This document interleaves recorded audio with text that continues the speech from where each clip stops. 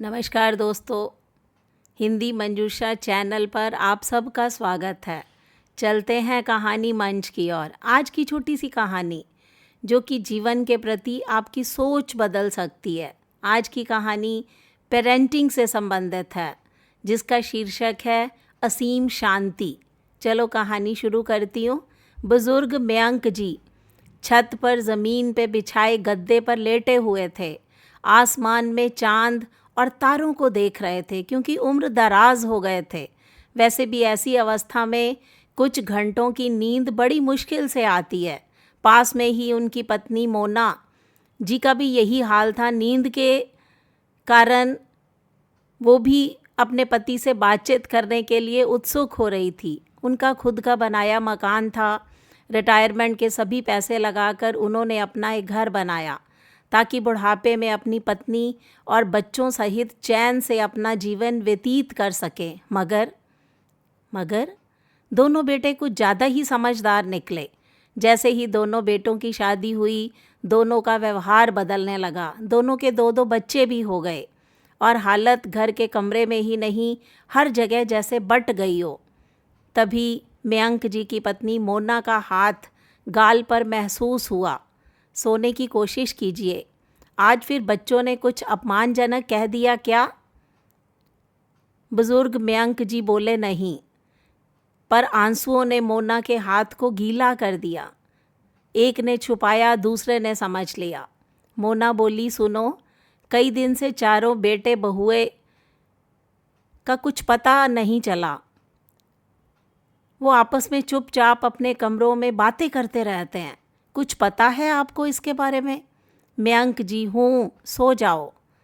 मोना, जब तक मैं हूँ तुम घबराया मत करो। 2 दिन बाद दोपहर में दोनों बेटे मयंक जी से बोले, पापा, हम सभी ने काफ़ी दिनों से सोचने के बाद फैसला लिया है कि ये मकान हम बेच देंगे। अब हमें छोटा पड़ता है, बच्चे बड़े हो रहे हैं, ये मकान पुराना सा लगता है। हम दोनों भाई रकम बांटकर कुछ लोन, कुछ और अरेंजमेंट करके अपने फ्लैट ले लेंगे। मयंक जी और मोना जी एकदम चुप होकर दोनों बेटों के मुंह की तरफ देखने लगे। ओ, तो ये विचार विमर्श चल रहा था कई दिन से। बेटे और बहुओं ने एक दूसरे को देखा। बड़ी बहू जो बड़े और अमीर घर से आई थी, बड़े स्कूल कॉलेज में पढ़ी थी, बातें आगे बढ़ाई। पापा, आजकल प्रोफेशनल ओल्ड एज होम का कंसेप्ट चल पड़ा है। एकदम 5 सितारा होटल जैसे कमरे और सहूलतें मिलती हैं।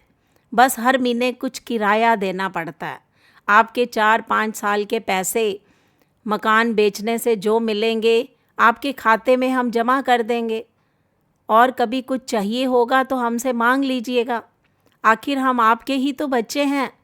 मयंक और मोना ने बच्चों को देखा, फिर उनके चेहरे को जो बता रहे थे, सबकी यही इच्छा थी। फिर दोनों खामोश रहे।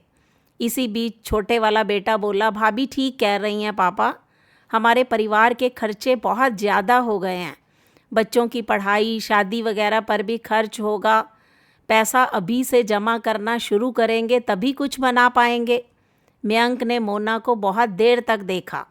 वह भी उनको देख रही थी। उनके चेहरे पर वही जिंदगी साथ गुजारने के भाव थे जब उन्होंने फेरे लिए थे। चेहरे पर अब भी वही समर्पण के भाव थे जब पहली बार मयंक जी ने मोना की मांग भरी थी।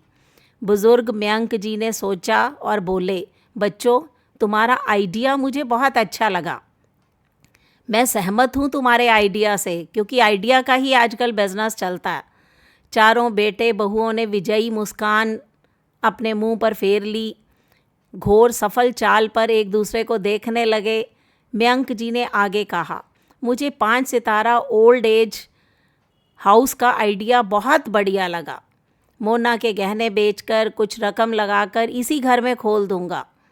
आमदनी भी होगी, हमारे जैसे बूढ़ों को सहारा भी मिलेगा। एक काम करो, तुम सब कल ये मकान छोड़कर चले जाओ। क्या?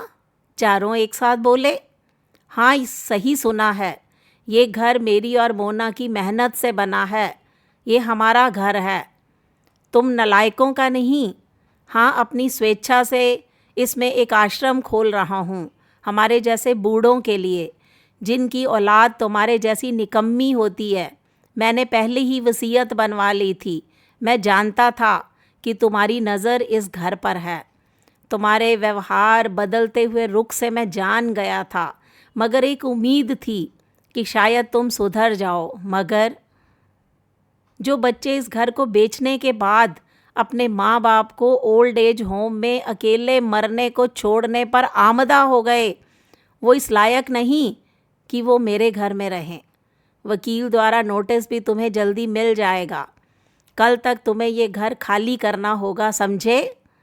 अब चारों बेटे बहुएं शर्मिंदगी से सिर झुकाए खड़े थे।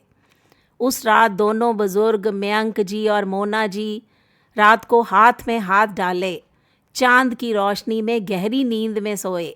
दोनों के चेहरे पर पहली बार असीम शांति दिखाई दे रही थी। ये थी दोस्तों असीम शांति। ये छोटी सी कहानी आपको कैसी लगी, इस पर अपनी प्रतिक्रिया दीजिए। हिंदी मंजूषा चैनल को सब्सक्राइब कीजिए। मिलते हैं अगली वीडियो में, तब तक के लिए बाय बाय।